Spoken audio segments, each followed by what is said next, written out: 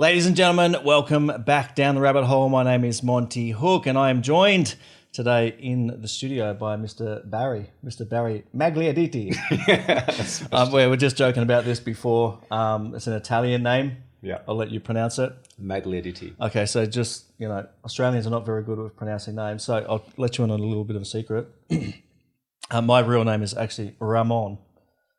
Is it? Spanish name. But the reason why it didn't get used as a kid because Australians are not very good with names and you get teased, and so That's why we call everyone mate. Mate. Okay. So in Australia you'll get Barry, Baz, Bazza, whatever. So welcome. Thank you very much for joining. Stoked to be here. Just a little bit of a background.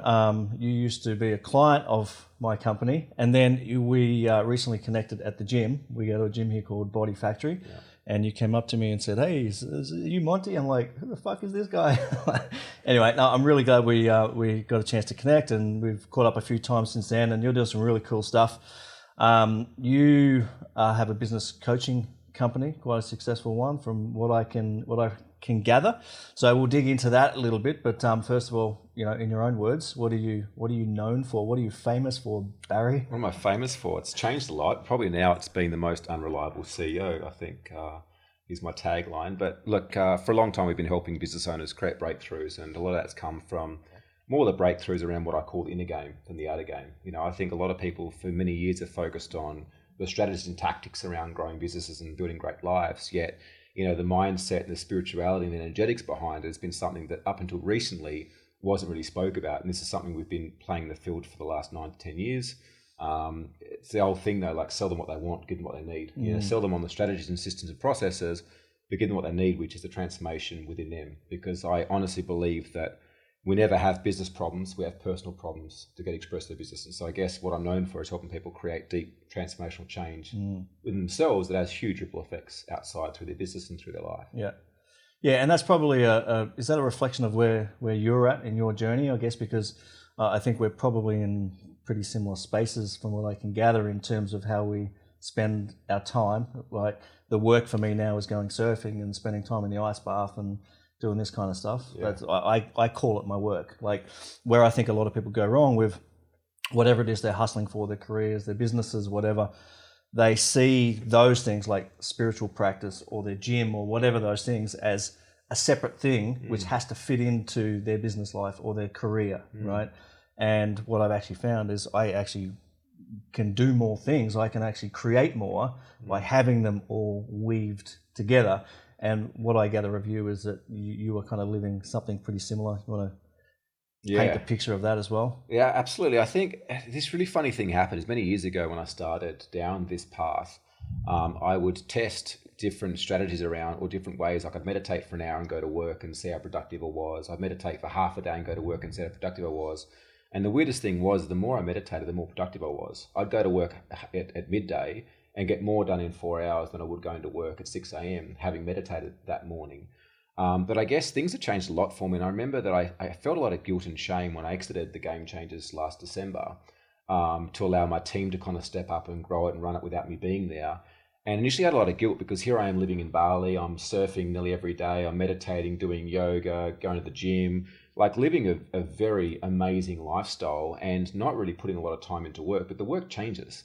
It's like when I was a trader, the work was being on the tools, doing the do, whereas when I was in the coaching business, it was being the coach. Now it's like sitting back and allowing myself to really feel deeply like, who am I? What am I about? What am I here to create?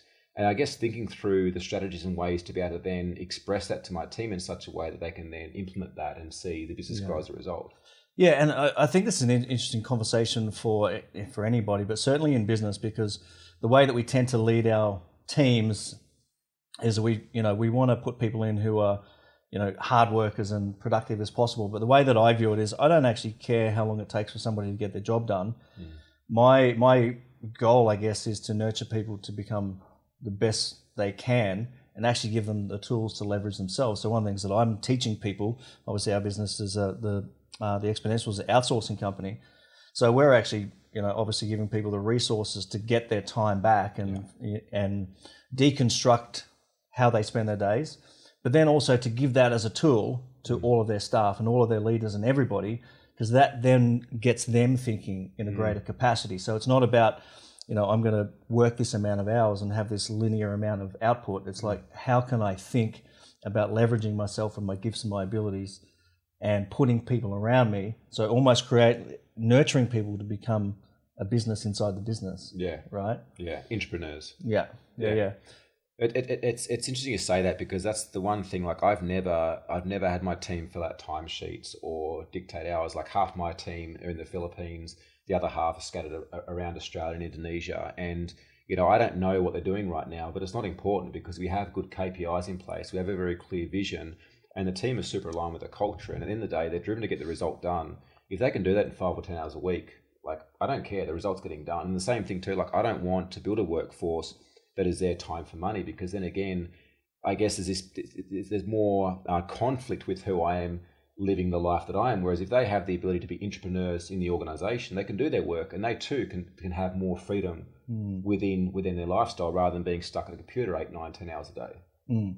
So this thing you mentioned before about the shame that you like that guilt or whatever it is that you carried for, having this, I get it all the time. People say to me, "Oh, you've made it, Monty. Like you've made it. Like, there's no place to make it to, right? It's just a never-ending journey of trying to expand myself, right? And the way I talk about it is, there's another level to get to. Like, if I came up with a business idea today, right, I could probably put people around me, put all the infrastructure in place, get everything done in maybe 6 weeks, right?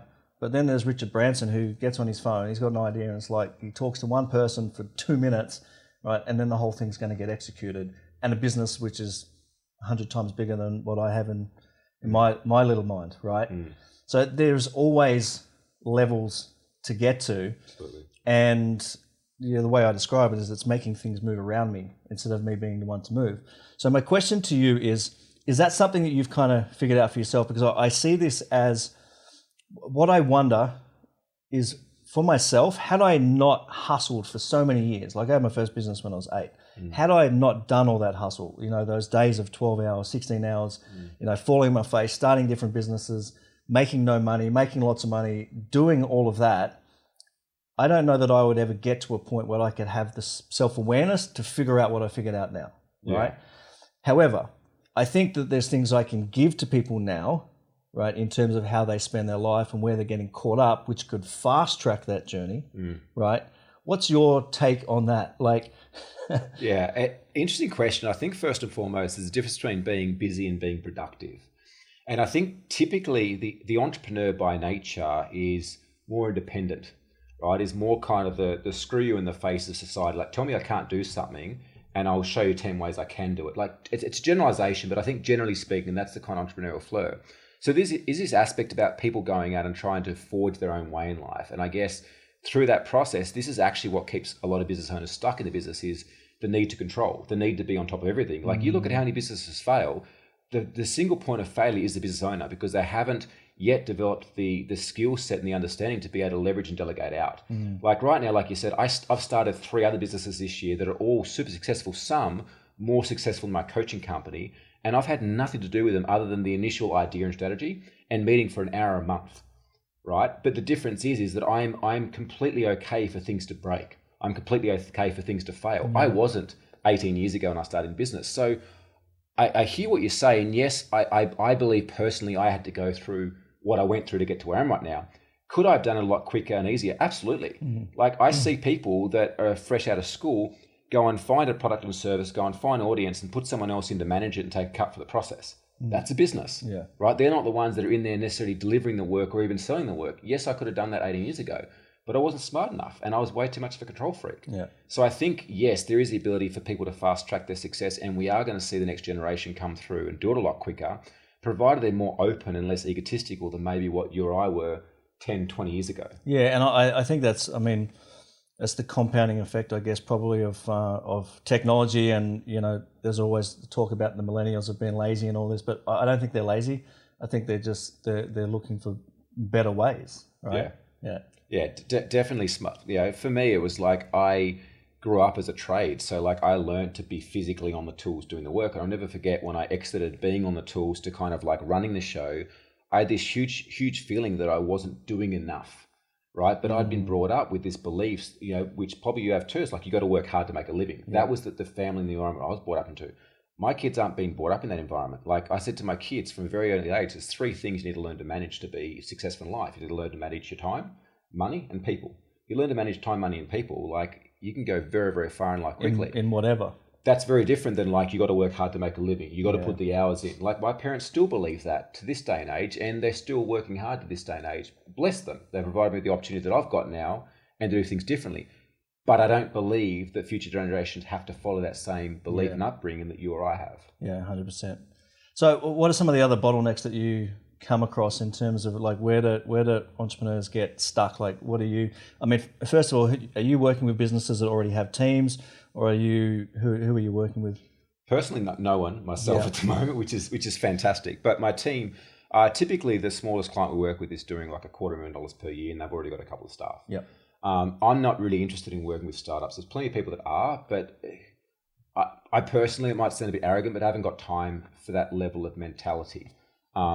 That being said, we've had people that are startups that come to us and they're just like go-getters, and they're like, I want this. Even though we tell them no, they're like, I want to work with you. And it's like, oh, they've got that bit of grit. Well, and there's also the grit, but then there's also, you can tell that they're not stuck in a pattern, which is, you can tell their personality is they're going to break through something very fast. Yeah. We like to work with people that are going to be successful anyway, right? Because they have the right mindset, the right attributes to be successful, and with the right amount of coaching and mentoring and help, and just, I guess, that 1 degree of change makes a significant impact. But really, for us, they've got to be community focused. Like we're very big on building community, because what I believe is that regardless of where you're at in business, you've got a lot of things you're great at, and a lot of things you're probably not so great at. Regardless of whether you're doing $250,000 per year or doing $20 million a year, you still have strengths and weaknesses. Yeah. And so if we can cultivate that within a larger community, number one, it takes a lot of the reliance off us as coaches. We don't want to be relied upon. Like we want to help business owners create businesses that even when we're not there, they're successful, they're still growing, they're evolving. And we do that by helping them to collaborate and help them to think differently, rather than relying on us to get a cut and dry template that they can copy and paste in their business, which is where a lot of coaches and mentors play. It's very successful because people want the easy way out. Yeah. But it's like that whole saying, it's like, do you teach a man to fish or do you give him a fish? Yeah. What do you want to be known for, and what results and what, I guess, impact you want to create in the long term? Yeah. So one of the things that comes up a lot in the topics with every guest is purpose. What's your take on how entrepreneurs or business owners can align their purpose with their business? Because I actually think this is a real sticking point, because what comes out of people's mouths in terms of this is my mission, this is my vision, this is my values, this is my purpose in life, is not how they're running their business. Like the biggest number one thing that I see, and that what stops people, and what is the cause of what makes people make business decisions, is the money they have in their pocket. It is their lifestyle. They are making business decisions based on how much that's going to affect their pocket, right? So they might be making 150 grand a year, and they've got a mortgage on a big house, and they've got this car, and they've got that. And then if they make a decision to hire, this person and take themselves, I imagine you stepping out of what you're doing, you've got to have more people in place, which potentially means you've got to spend more money, right? But you have the foresight to know that down the line that is going to pay off. I'm playing the long game, right?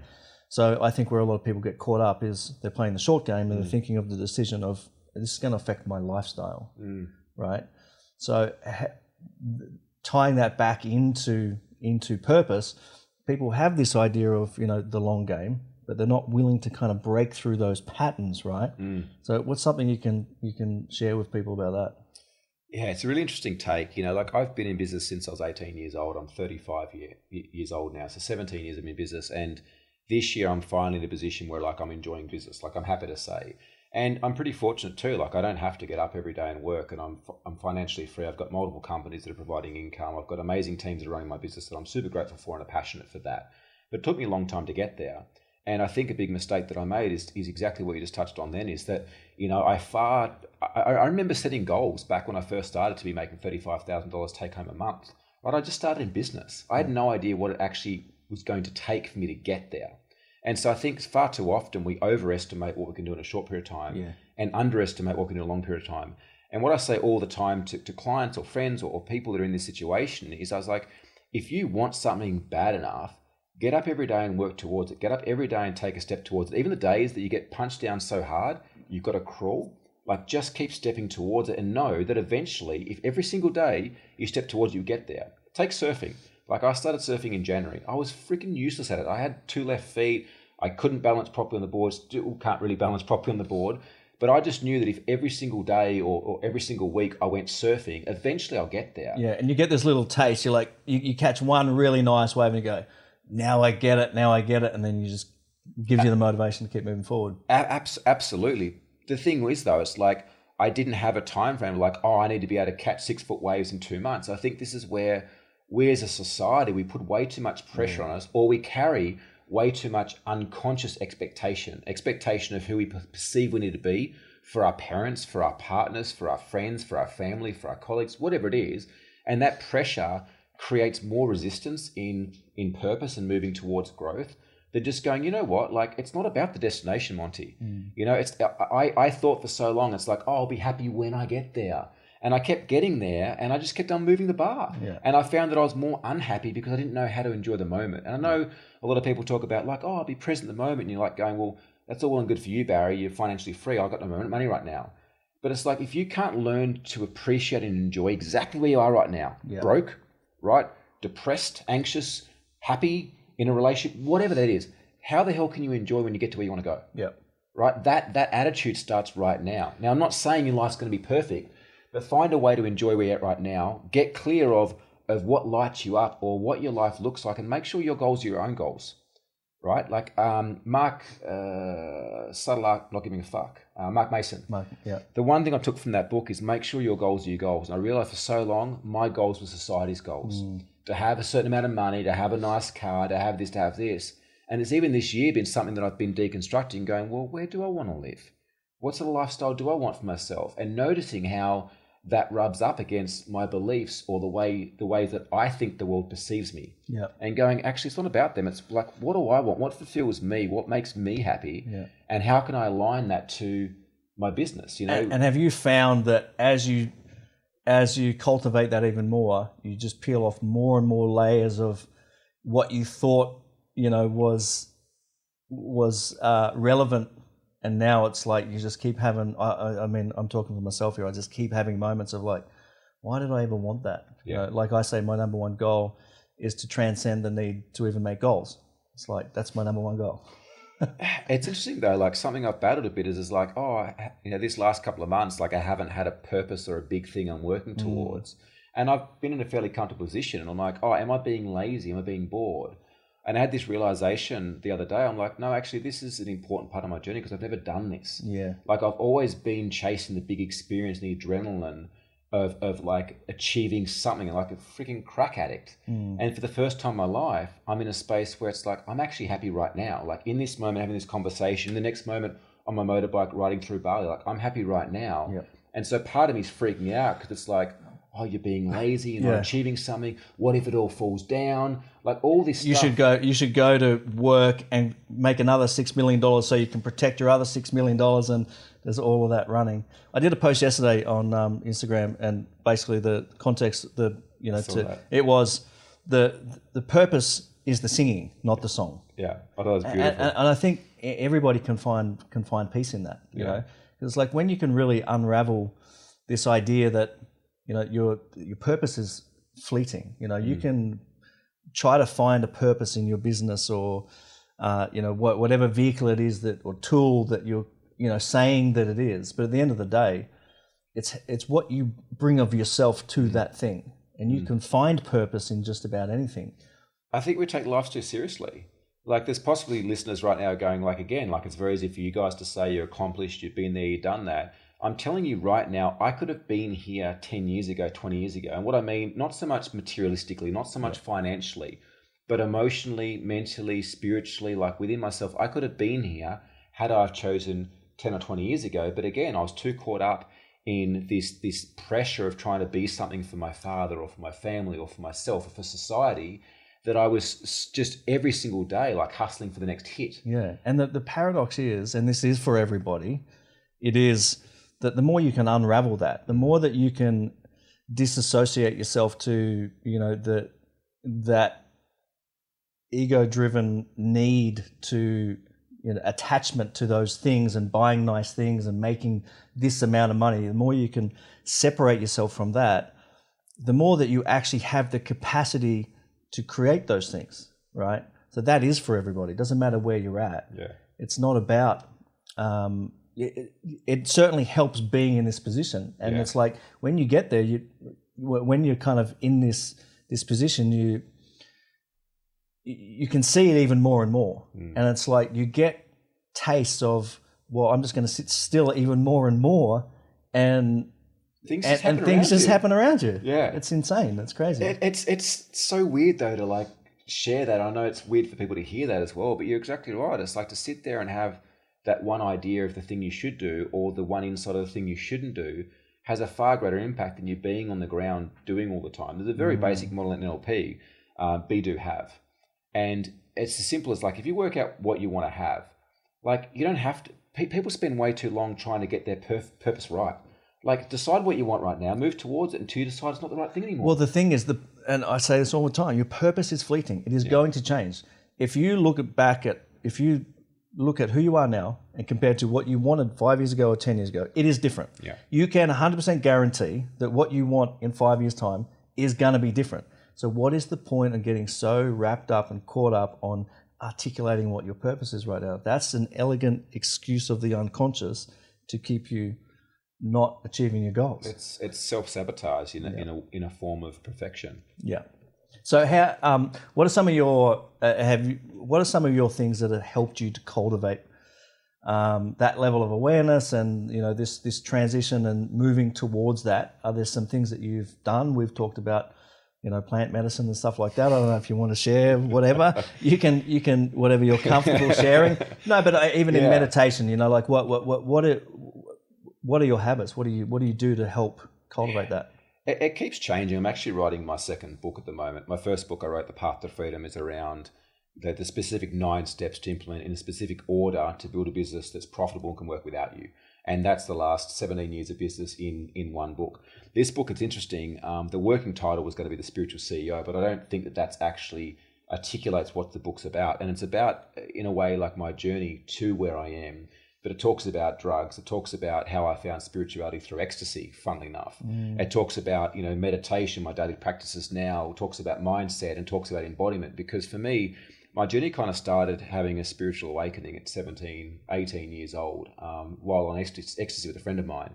He went to shake my hand after a long night out, midway through it at D&M, and I felt like this orgasm in my heart, greater than I ever had before in my life, but coming through here. And I was like, what the hell is that? And he's like, do you feel it? I was like, felt it. Like what the hell is that? And he's like, here, I'll do it again. And like went to shake my hand again, and I was like, what the hell? And he's like, oh, it's Reiki. I was like, what's Reiki? He's like, oh, it's just this thing I've always known how to do. I was like, what do you mean? He's like, I've just remembered how to do it since I was born. And I was like, what the hell? And at the time, I was on workers' compensation because I'd had a large accident at work. I couldn't walk properly. I woke up one day. I was a bouncer at the time and doing my trades, and I couldn't get out of bed. And I was on this journey of trying to like heal my back, which I was told I'd never work again. I met this guy. We started smoking a lot of weed together. He introduced me to my first ecstasy tablet, and then this happened. He's like, I can heal your back. And so that was the start of me kind of, I guess, starting to remember what it always felt like. My whole life, I was like, there must be more to life than like grow old, buy a house, white picket fence, get married, have kids, like game over. Like something in me didn't sit right, yet I wouldn't say that I grew up religious or spiritual. I was probably more atheist. Like I didn't believe in anything that I couldn't see and touch. And that night, that was 18 years ago, started my spiritual journey and brought me to where I am today. That had me asking a lot of questions, and I speak a lot more deeply in the book that I'm currently writing now. I'll be out in 4 months' time. But now it's very different, like I see the odd use of marijuana or cannabis, or, the odd use of DMT or magic mushrooms. Like we're in Bali, it's a very different culture here too than back home in Australia. Like these things are a lot more readily available. They're a lot more open to it. And the thing I talk about in my book is what makes difference between like magic mushrooms or paracetamol. Yet paracetamol is branded as a prescription drug by the pharmaceutical companies to help you. In actual fact, it dulls you. Like the biggest issue I see with society, I'm going down a bit of a rabbit hole right now, is the suppression of emotion. Like we're fucking brought up, especially as men, not to show emotion, to suppress our emotion, not to show our vulnerability, right? So what happens, you have a car accident, your partner dies, you go to the doctor because you're depressed, the doctor's like, oh, here's some antidepressants. Not like, holy shit, Monty, you've got the right to be depressed right now, you just fucking lost a loved one. So they numb you with drugs, all right? But they're deemed good drugs because they're indoctrinated. We're indoctrinated from a young age to perceive that pharmaceutical companies and doctors are okay. Yet plant medicines that are seen in shamanic practices like peyote, San Pedro, DMT, magic mushrooms, these things that people have used for years and now are finally coming out to show they've had profound impacts. Ecstasy, MDMA, helping people overcome PTSD. There's finally studies coming out now. They're saying that 4 in 5 success rate with MDMA treatment for PTSD. It's like 4 out of 5. It's insane. Like the amount of research they put into cancer, yet the cancer rate is greater now than it was when they started cancer research. Yeah. Like there's a lot of stuff going on in system and COVID, let's, park that over the side there as well. But I guess for me, I used to use drugs as a way of escapism because I was never taught to manage my emotion. I was super empathic and felt everything and didn't know how to deal with it. Like I would feel everything. Now, I'm heavily grounded in daily meditation practices, yoga, surfing. Do you think that doing those extremes, doing those things has given you some polar opposite perspective that has led you to have this kind of awareness of, you know what I mean? Like I guess another way of saying is, had you not done the drugs, would you be who you are today? Well, the simple answer is no. Like the absolute fact and reality is that I am who I am today based on my experiences. But I really, I guess, heavily want to lay a line here that I'm by no means promoting that people should go out there and take ecstasy or acid or mushrooms, any of that stuff. Like what I'm promoting is that it's more important than anything else is for you to connect so deeply with yourself that you know what you feel called to. Not from a place of addiction or substance abuse or masking or trying to like push things down, but what feels right for you in your heart. And, when I found spirituality 18 years ago, that was the one thing, I found this teacher, I've had him ever since, that he taught me and helped me to awaken to was a connection to my heart. And through my heart to divinity, to God, to source, to whatever it is for you. Yeah. That has led me. A lot of my spiritual community is like, we don't take drugs, we don't do this and do that. That's okay. For me, it's felt okay to do these things. And I've had profound experiences where I've met amazing people and shared a lot of wisdom or helped people to break through stuff I've had. Yeah, but your journey is different to mine. Exactly. But I think people's perspective on what's drugs and what's not has come from what has been, indoctrinated into us over, since the 60s in terms of drugs equals bad and, but if you look at, plant medicines like what we're talking about, like I've done ayahuasca, peyote, I've done a lot of things, and I can unequivocally say it has been a massive thing that has led me to where I am in my life right now. Had I have not done those things, I wouldn't have I would still always be pursuing personal development, bettering myself. Yeah. But would I have these massive awakenings, like a big giant slap in the fucking face, like this is how you've been acting, this is how you've been behaving, this is what your ego has been, self-sabotaging you on. Stop it, dickhead. And like giving me those massive, massive shifts. Now, I don't promote it for everybody, but I do think that everybody can get value out of experimenting. Whatever in a safe, controlled environment with people that know what they're doing. And I guess that's the thing too. Like here, again, in Bali, we're super blessed because there's a lot of shamans and people that, have had a lot of experience taking people and guiding people. And this is the thing that this is the one thing that I 100% say is because I did my first ayahuasca experience in Peru and it was very sacred, like really beautiful shaman from the jungle and really traditional. There's just hundreds of thousands of years of tradition in the way that they do it. And I've always sought that, and I've found that in Bali. And if I was ever going to do anything, it would never be, in somebody's backyard condominium in New York City or something like that, because it just wouldn't have that sacred element to it. Yeah. And and this is what ties me into this belief that an understanding that as humanity we have to connect back to nature in some way. And I think those practices, the sacredness of those practices, allows me to kind of connect back to nature more. So whatever those things are, right, I think there's so much value from those ceremonies and stuff, not just from the medicine. People can look at that and go, yeah, you're taking a drug, you're getting a high, you're having a, you're having a psychedelic experience and it's from the drug. Well, yes, but also the environment, the shaman, the fire, the teepee, the day before, the fasting that I do before, the meditation I do after, it's all part of it. Yeah, I guess the thing is, like, are you feeling more connected to God, connected to Source, connected to your heart set itself post these experiences, or are you finding yourself with more guilt or shame or burden or emotion? That's a good indicator of for what purpose you went into that journey with in the first place. Was it to, put down and suppress stuff you're not wanting to deal with, or are you there to allow yourself to completely surrender and open up to what's to healing that's there for you? That's cool. So back to this, you said before the COVID thing, and said we'll park that on the other side of the fence. Let's bring it back to this side of the fence. What do you think is happening in 2020? Like, I mean, there's a lot of shit going down. I think it's obviously, not to diminish people's suffering. There's people that are dealing with real stuff, especially economically. I think more so than any virus or anything. People's suicides and all sorts as a result of the decisions that have been made. I think that's a far greater impact than the actual COVID situation.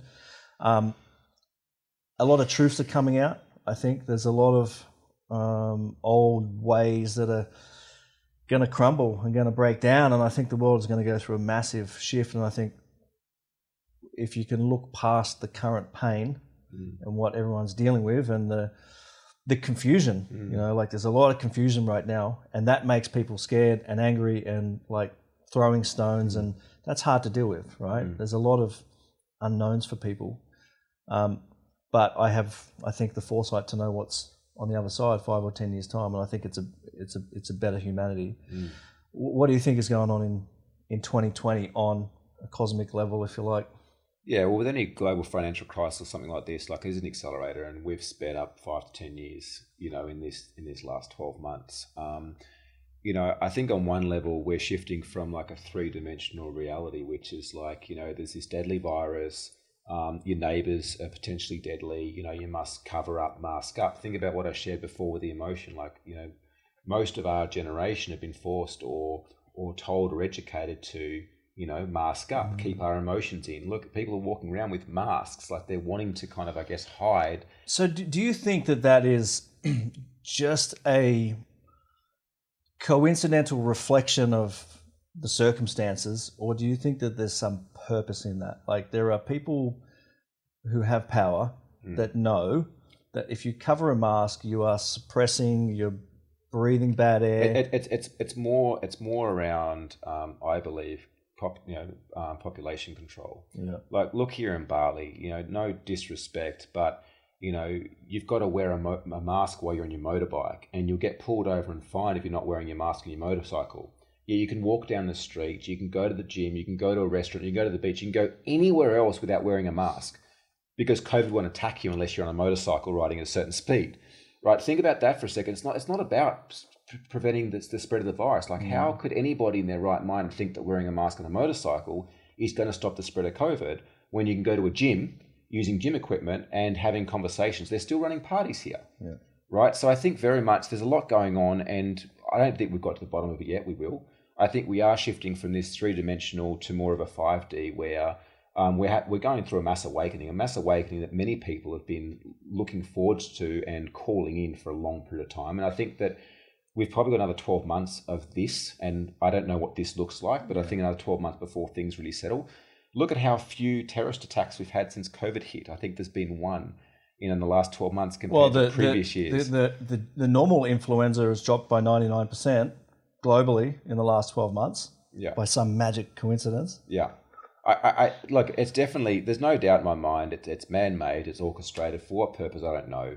You know, there's a bunch of stuff going on with the US election, as we know. There's a bunch of stuff going on worldwide. I think it's a good thing. That being said, I guess I want to say, like, I've lost people that I care about, that I love. I've had people that I care about love die. I've personally lost businesses and been bankrupt for huge amounts of money and coach clients in the same position. Like, I'm not disregarding that there's serious stuff going on. And that stuff always goes on. People are always dying every day of the week. Like this lady that checked us into an Airbnb last week in Ubud, the next day afterwards was riding to the temple on a motorbike, fell over and died. Right? These things are happening every day, yet COVID has put it in our face, the media's put it in our face in such a way that has created this divide and separation within society. But I think on the other side of things, Monty, that we are going to be more aligned, we are going to be more connected. I was talking to my team today, it's like in an age where we're more connected than ever, we're more disconnected than ever. We've been forced to be locked down in our house. And I think that, you know, my advice would be like open everywhere up. If you've got a concern about getting sick, self-isolate yourself, but allow everything to open up, allow businesses to trade, because I think it's done more damage going through the process of lockdown than having everyone out and about. Look at the bankruptcies, look at the suicide rates, look at everything else. It's skyrocketed. You know, is that worth, you know, the suppression of everybody globally? Yeah, and I think one of the biggest issues is where people just get their information and their news from, and not their ability to think critically about and ask questions. You know, is this really right? Is something fishy here? Is something bogus here? It's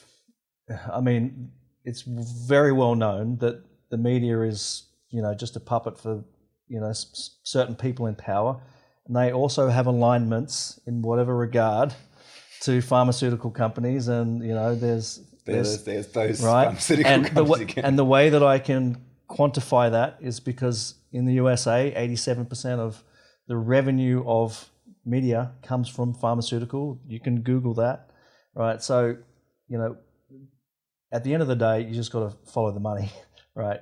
There's never been a time in history when there hasn't been tyrants trying to control and overpower people. And I think it's very naive of this generation to think that that is not happening right now. It was super syndicated to have the global response and reaction as quickly. Like, I know you've seen the videos where there was like 40 or 50 media companies announcing the exact same script at the exact same time. Like, you know, unconnected media outlets. Like, it was absolutely orchestrated. For what purpose? I don't know.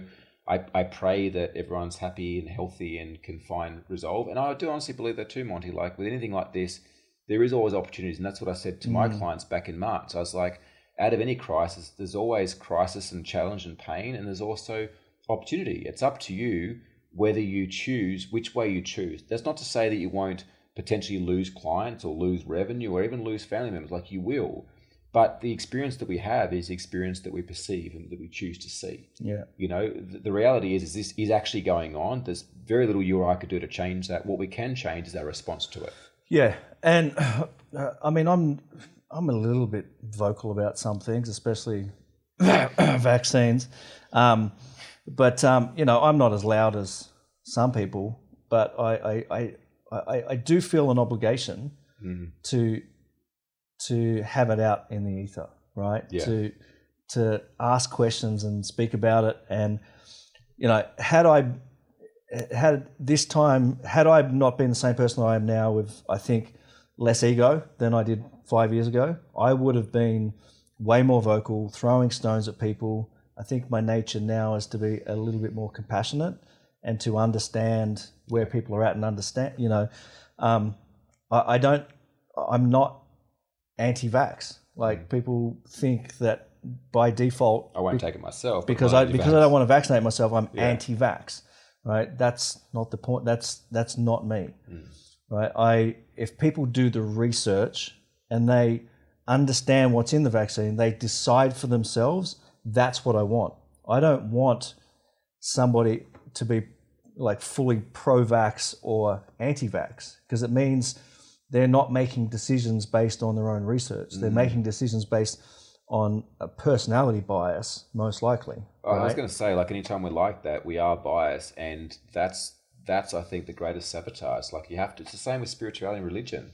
I'm not against any religion whatsoever. There's certain religions that I won't necessarily follow, but I'm totally open to learning and understanding about them. I've got friends that are Jehovah's Witnesses, I've got friends that are Christian, friends that are Buddhist. I'm open to all of it because I believe only if we're completely open, then we can choose the right path that's aligned with us. And that's, probably one of the bigger reasons why I have this podcast, Rabbit Hole, because whilst we're talking about some topics which might be pushing the boundaries of, controversy and being, conspiracy theories or whatever, I like to think that I do it in a way that I'm not aligning myself too heavily to one side. And I want to, example, like one week I interviewed a carnivore guy, and then the next week I interviewed a vegan, right? I'm not necessarily aligned to the carnivore guy or the vegan. What I'm interested in is showing all sides so people can learn little bits and pieces from everybody and then making their own thing, right? There is no right or wrong. There is no, best for you, best for, we decide that for ourselves. So yeah, it's interesting, but I do in some way feel called or obligated to kind of speak about these things. Shine a light on it. Yeah, that's what it is. I love that. Yeah. So, what do you want people to know about the game changers? Let's circle this back to the game changers and what you guys do in business. What have you guys noticed in terms of the businesses dealing with in 2020? Like, are people really struggling? Are people thriving? Is it, what are people actually dealing with business-wise? It's funny. Like we did a survey of our clients like back then in March and more recently as well. And one thing we noticed is that majority of our clients fared okay through it. We do have a lot of tradie clients, and the trades were fortunate enough that are allowed to continue to operate through a lot of this. That being said, we had some clients that just gave up. Like the moment that this came in and they were forced to shut down, they just walked away. They just like that was the straw that broke the camel's back. They were newer clients. Right. Generally, we found that the trend was they were newer. So they were already there. They were kind of already there. Look, they were almost unconsciously looking for a reason to prove them right, which is that this is not working. That being said, we had some clients, like one guy ran a basketball training facility, got forced to shut down, been with the business for nearly 12 months. And he's like, I won't let COVID beat me. What can we do? And we're like, let's just pivot online. You've got a perfect opportunity to build something that people need right now. And when everything opened back up, you've got a battle-tested program that was forced to happen. And, sure enough, he pivoted. Within about 3 weeks, he was covering costs of his business. Within 4 weeks, he was profitable. Then everything opened back up again. He had this new product that continued to sell. But the funny thing is that 90% of his clients on this online product weren't his existing clients. Yeah. So as I said before, like in any single situation, you've got the ability to create opportunities, but are you willing to, first of all, let go of what you've known? Yeah. And that's the biggest killer. It's like if you're holding on to your business or your product or your service going, well, this worked, right? Yeah. You're probably going to fall over. You've got to be willing, you've got to be agile to shift and turn with it. And it's marketing. It's like, okay, who's our market? What do they want? How do we serve them that? And if no longer you can serve a face-to-face market, is there an online market or is it a different product or service? Look how many people went into selling masks and hand sanitizer. Yeah. You know what I mean? And then people are way too late to the party now have truckloads of it in their warehouse they can't shift, right? So with our clients, we saw the ones that were willing to take on board the advice, the ones that were willing to kind of throw out everything they once do to sit in the place of, okay, what's the market calling and asking, demanding me right now? Were the ones that have actually grown through this. And we've had quite a few of those. Yep. With people that were a little bit slower to the pace that have managed to come out the other side faring quite good.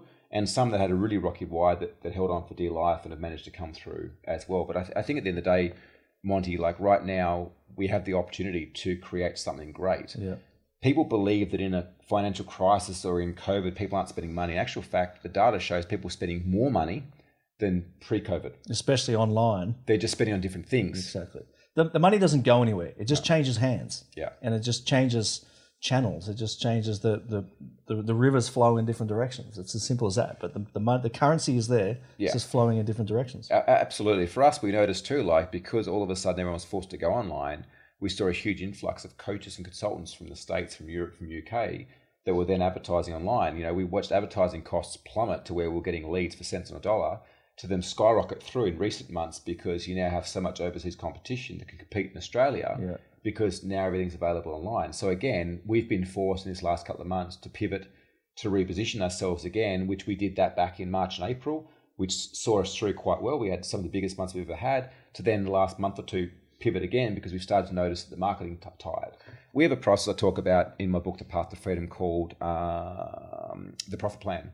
And it talks about 5 key metrics. Now, if you're measuring them every week, you can very quickly see over a trend line when the market starts to shift and where you should focus your attention. Yeah. But many business owners just aren't measuring the right anything things. Or not measuring anything. Yeah, anything or the right things in their business. Yeah. So where do you think the opportunities are in the future for entrepreneurs and industries? And obviously, a lot of things are going to shift, but if you're going to put your futurist hat on, where do you think people's attention should be going in terms of, if they've got an existing business, what should they be kind of having their eyes on, and new business opportunities? Look, I always think there's huge opportunities in the tech space. That's the fact of the matter. Like, we've created this phenomenal software which is predictable business growth. We've worked on it for the last 6 years. We're currently going through and getting put into an app that's going to revolutionize the space of business, from your phone. I think the other side too, like for me, I've got a strong feeling that I think community. Like, if you can find a way to create a community, I think you'll keep customers for a long time. Because we're in a day and age where we're supposed to be more connected than ever before. Yet, just look at the mental illness rates and look at the people that are feeling like they don't get clients all the time. It's like, I feel like I belong here. I've been looking to find where I belong. And I think what happened at the start of this year, especially, is when things started to kind of crumble, there was a lot of businesses with clients where the clients may start dropping off or whatever. I think those that reacted positively and went to their clients proactively and said, hey, this is what we think is going to happen. We want to keep you on as a client. We're going to halve our price for the next 6 months or whatever. Or they showed some compassion. They showed some compassion for them.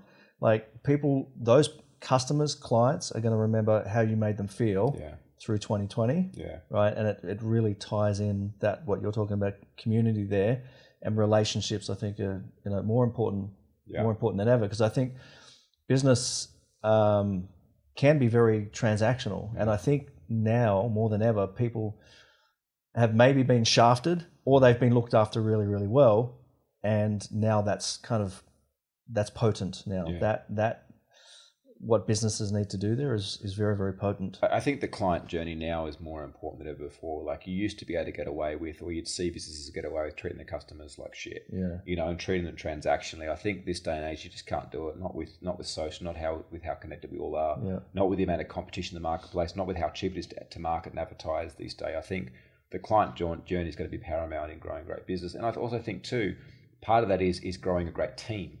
And the customers are going to feel energetically that interaction with the team. It's very different. We went to a restaurant, Italian place down here last night, somewhere, and the staff were freaking useless, right? Like, they would give my partner a sip of wine to try, and then like an hour later they come back, oh, would you like the wine? We'll get you a glass. Yeah. That's not normal Balinese service. Usually Balinese service is second to none. And so you got to think twice about going back to places that don't treat you with the utmost respect, don't treat you and serve you in a profound way. And so I think part of that is providing opportunities for your staff to work from home. I think that this has created that space for that to happen. And I think staff, would love the opportunity to choose between working in an office or working from home, or some combination of the two. Nomadic, yeah. Or some combination, yeah. Yeah, I mean, that's definitely a massive, massive shift. We do a lot of consulting with businesses in helping them to, build their offshore teams first of all, but then integrate their offshore teams with their onshore teams, and put those structures in place and systems and training and leadership and development with the leaders to kind of make those things work together. And yeah, I mean, that whole dynamic of how people work from offices is completely turned on its head. I had people come to me this year who I spoke to 2 years ago, who have like 50 staff in Australia, and they're like, oh, we've heard about outsourcing, and we've heard this can work, and but they're too stuck in their ways to consider it at the time. And then all of a sudden, all their staff are working from home, and just like that, magically, they've got all the systems, they've got the infrastructure, because it was forced upon them, and oh, now we're ready. You could have been ready, 2 years ago, and making more money in the meantime. But absolutely, yeah, absolutely, yeah. So, do you think? So one of the, I happen to think that also one of the things that is unfolding in the world at the moment is a greater level of awareness for, like I said, connecting back with nature. Especially like natural medicines and things like this, natural, health and organics and stuff like that. I think that's we're going to see, it's already big and it's already growing, but I think it's still early adoption though. I think we're going to see a massive wave of that kind of thing. Is there something else that you see in any particular industries? I think the more they start to legalize substances like cannabis, MDMA, magic mushrooms for healing purposes, it's like, the cork's been kind of popped. Like it's out there now. There's science behind it. There's research behind it. We are going to see that continue to grow.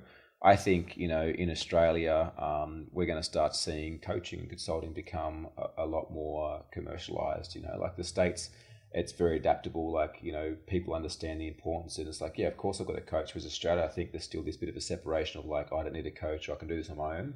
I think that coaching is going to become a lot more of a commodity over the next 5 to 10 years, which is going to call for people to keep innovating to be able to stay on top and get clients. But again, I think, wellness retreats, I think, yoga, the veganism movement, things like that will continue to gain steam and keep growing. Yeah, for sure. I want to be respectful of your time, but a couple more questions, if that's okay. Of course. What are some of your daily habits in terms of, like are you an early riser? I know you're into a lot of things to support your health and peak performance, and I see you pretty much every day in the gym and doing ice baths and saunas together and stuff. Tell us about some of your regime and your routine, and why do you think some of those things help you? Yeah. So my morning, it depends on what time I get to bed. I typically like to wake up without an alarm. Like Tuesdays is the only day that I generally have appointments. The rest of the days of the week, I don't have any appointments, so I wake up naturally when my body's ready. Which is what, 10 a.m.? No, God, no. Like it changes. Like sometimes it'll be 6 a.m., sometimes it might be 8 a.m., just depending on, I guess, what's been going on, what I'm kind of dealing with, what I'm going through. But typically always start connecting with my partner, cuddles in the morning, things like that, just connecting in together. That's what the kids call it these days, cuddling. Then it'll be meditation. So meditate every day, read every morning as well. And you do that before you start any work or anything? Yeah. What about like engaging on social media and stuff like that? You don't do any of that in the morning? My phone's in the bathroom. It's on airplane mode. I typically won't go and turn that on until like at least 9:30, depending on what's what. But like I'll always get up, connecting with my partner, meditate, read in the morning. Depending on if the surf's on, I'll go for a surf for 2 hours in the morning. If the surf's not on, I'll go to the gym in the morning. If the surf is on, I'll go to the gym after surfing. So I go to the gym 6 days a week. Yoga twice a week, cold plunge and sauna 5 to 6 times a week, usually in the evenings, 6 o'clock. It's a good time to catch up, be social, but also kind of nurture my body. And then really like eat healthy. Yeah. Like over here, I've got a full-time chef. He comes in and cooks my meals. And you're eating meat, and you're kind of... Yeah, generally eat a lot of fish, a little bit of chicken, a little bit of red meat, heaps of veggies, heaps of salads, nuts, things like that. Yeah. But supplements? Not so much. I've just rolled out of them. I started more of a cleanse, but I do like high infusion IVs. I get blood tests once a quarter just to kind of check on hormone and nutraceutical levels and things like that, and then I'll go and supplement through IVs or through supplementation just to kind of stay at optimal. But really, I think most of it is just the way that I am through life. So like in the past, I'd meditate so I would reduce stress and be okay. Now it's like more so making those smaller decisions through the day, not to react or overreact or to be relaxed, that I find is a greater habit than necessarily meditate in the morning. Like if I wake up in the morning, I don't feel like meditating, I won't force myself to do it. Yeah. Like a bit more in the flow. I think that's what I was saying before when I was saying, when you start, people adapt those things that it has to fit around their life. It's like, okay, well, I work all day, so I'm stressed, so then I have to meditate. I have to do this thing, and it's almost like it's a chore. It's forced upon me. I've got to go to the gym. It's kind of it's almost like this pressure to do it. And whilst it's still better to do it than not do it, when it's just like everything's just fully, it's really hard to explain when you're not there. Yeah. Right. But when all these things are just fully integrated into your life, it's the way I see it is like it's impossible to fill up other people's cups if my cup's not filled up. Like I think a lot of people make the mistake is that they burn the candle at both ends to get somewhere and end up spending all the money they make to get their health back. Yeah. Like I make sure that I prioritize myself first, and I fill my cup up and give me what I need. If I wake up one morning and I'm supposed to surf, don't feel like it, I don't force myself to do it because I find I don't end up enjoying it.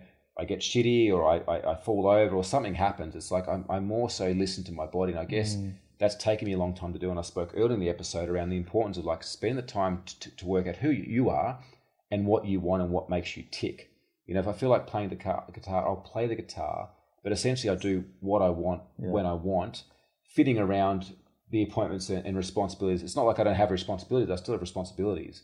But again, like if I'm not feeling up to recording an episode or something like that, like I will feel into whether it's going to be more of a distraction or, you know, hurtful to me and to my health than the positive gain. Yeah.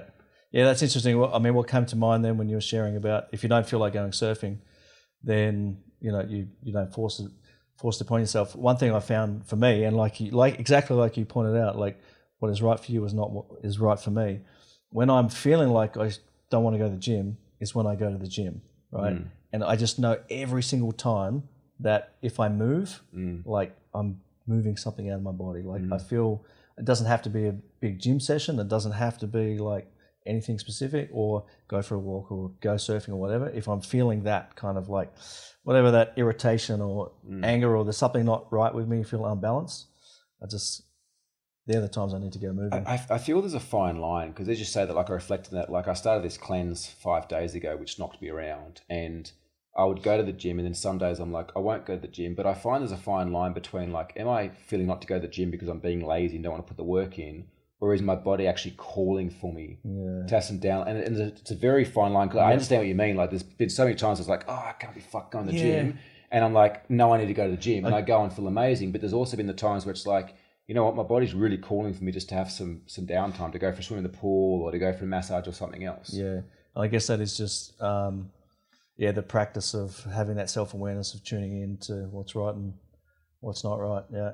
Yeah, because there is a fine line. I totally agree with what you're saying, that those times it's like, oh, I'm so glad that I did that. But also there's been times where it's like, I really felt not to go and I went and then hurt myself or something happened. I'm like, fuck, I should have listened to my heart. Yeah. One final question before we wrap up, but so I can let everybody know who you are and how to find you. First of all, thank you so much for jumping on board, and I acknowledge you for being an example for what's possible, man. You know, you talked before about the guilt and the shame of, you know, living this life that you have, but I actually think it's powerful, you know, to be an example for that, because it shows people what's possible, and it shows people that they don't have to be so wrapped up, and it makes people question, you know, chill out. Why am I so wrapped up in, you know, working 14 hours a day? And anyway, so I just want to acknowledge you for that, and I think you're doing great stuff.